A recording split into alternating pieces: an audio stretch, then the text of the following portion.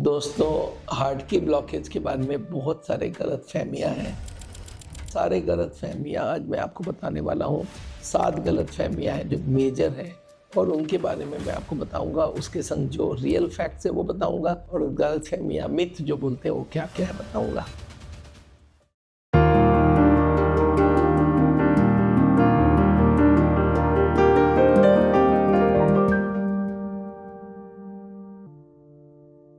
देखिए, हार्ट में जो ब्लॉकेजेज़ है जिसको कोरोनरी आर्टरी ब्लॉकेज बोलते हैं, ये एक ऐसा चीज़ है लोगों को धारणा ही नहीं है।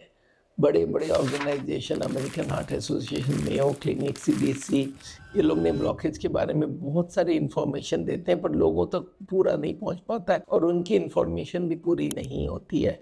तो आज मैं आपको जो प्रैक्टिकल आपके लाइफ में ज़रूरत है वो इन्फॉर्मेशन देने वाला हूँ। पहला मिथ, पहला गलतफ़हमी क्या है कि ब्लॉकेज एक दिन में बन जाती है। जी नहीं, एक दिन में नहीं बनती है।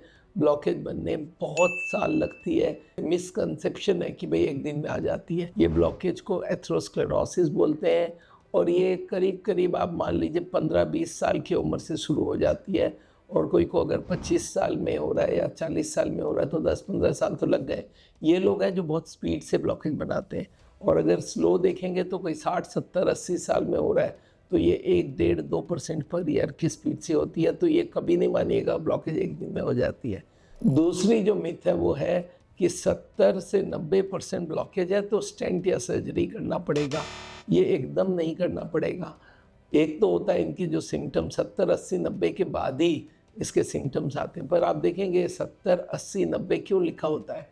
क्योंकि ये एक्यूरेट नहीं होता है। नहीं तो 71 लिखते हैं, 72 लिखते हैं, 73 लिखते हैं। अब देखेंगे 70, 80, 90 तीन ही फिगर दी जाती है, तो ये फिगर्स पक्के हैं नहीं। और याद रखिए ब्लॉकेज में मेन 2 प्रॉब्लम होते हैं। एक तो तकलीफ़ कितनी देती है, तकलीफ़ को हम लोग दवाई से मैनेज कर सकते हैं, लाइफ़स्टाइल से मैनेज कर सकते हैं और हार्ट की एक्सरसाइज वगैरह से कर सकती हैं और हम लोग ईसीपी जो होती है इससे भी तकलीफ़ को ख़त्म कर सकते हैं। और ब्लॉकेज जो बनी है वो बढ़ेगा तो ये जाके हार्ट अटैक करता है, तो ये कोई ज़रूरी नहीं है ब्लॉकेज बन जाए तो बाईपास एंजियोप्लास्टी ज़रूरत है।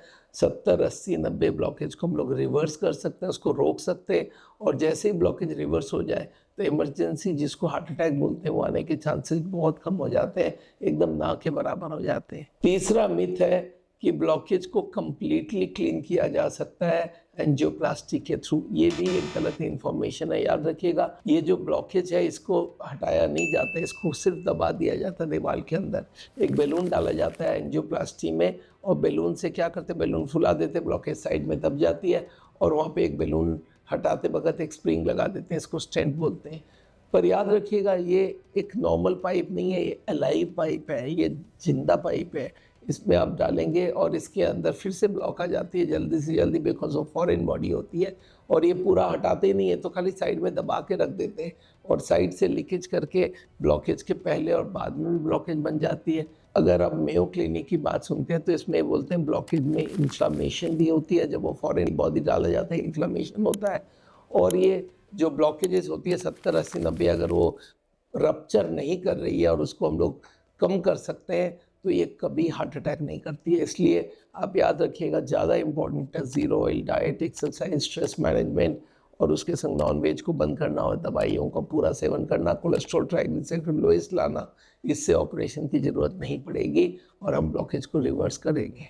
दोस्तों, चौथा मिथ क्या है कि एक बार ब्लॉकेज आ जाए तो ये खराब ही खराब होता जाएगा। एकदम नहीं, गलत बात है। ब्लॉकेज को रोका जा सकता है और ब्लॉकेज को रिवर्स भी किया जा सकता है। रोकने के लिए आपको एफर्ट 90% करना होगा और रिवर्सल के लिए 100% करना होगा।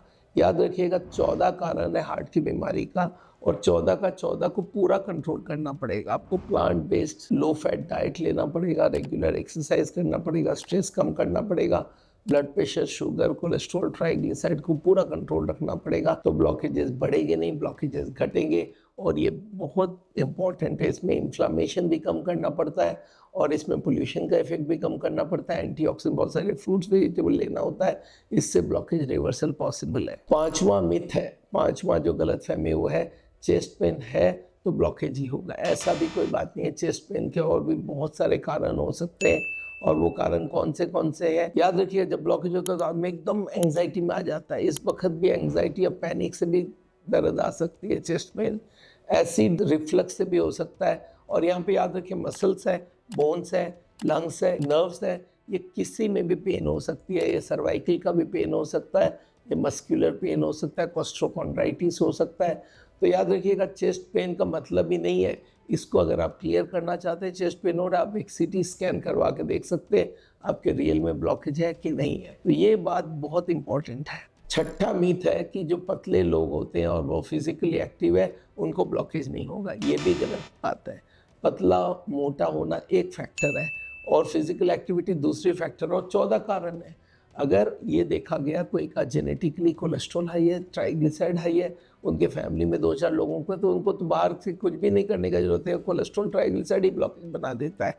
कोई डाइट गलत खा रहा है, कोई कोलेस्ट्रॉल लेवल के संग स्मोकिंग कर रहा है, डायबिटीज़ है, तो ये जो कारण है ये सारे कारण एक एक करके हार्ट की बीमारी पैदा करता है। तो एक दो चीज़ इनमें से ठीक होना या पतला होना या वॉक करना। एक और मिथ है कि 100% ब्लॉकेज हो जाए तो बहुत डेंजरस है।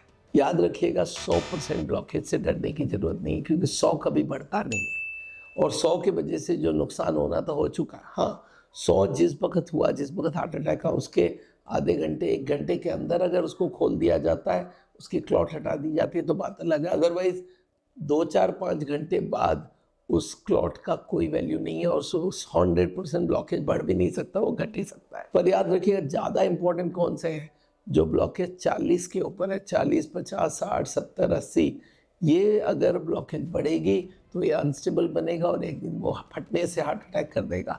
100 वाले से हमें इतना डर नहीं है क्योंकि 100 बढ़ता नहीं है। तो आदमी को जब 100 हो जाता है, वो अब क्या होगा, मैं बोला जो होना था हो गया भाई, अब 100 के ऊपर नहीं जा सकते, तुम 100 से नीचे ला सकते हो। दोस्तों, आपको ये मालूम है साउल हार्ट सेंटर इंडिया में 143 सेंटर लेके चल रहा है और पिछले 30 साल में हम लोग ने 7.5 लाख पेशेंट ट्रीट किया जिन्होंने बाईपास सर्जरी एंजियोप्लास्टी के लिए। और कोई भी आदमी को अगर बाईपास सर्जरी एंजियोप्लास्टी बोली गई है तो घबराने की ज़रूरत नहीं है। आप हमारे सिस्टम से चलेंगे तो ना ही कभी हार्ट अटैक होगा और ये सर्जरी एंजियोप्लास्टी की ज़रूरत नहीं है। और इन दोनों का रिप्लेसमेंट हमारे पास है, एक है नेचुरल बाईपास और एक है डिटॉक्स ट्रीटमेंट। नेचुरल बाईपास से हार्ट में सेकेंडरी ट्यूब तैयार हो जाती है और डिटॉक्स में हार्ट की ओरिजिनल ब्लॉकेज को घटने का स्पीड बहुत बढ़ाया जा सकता है।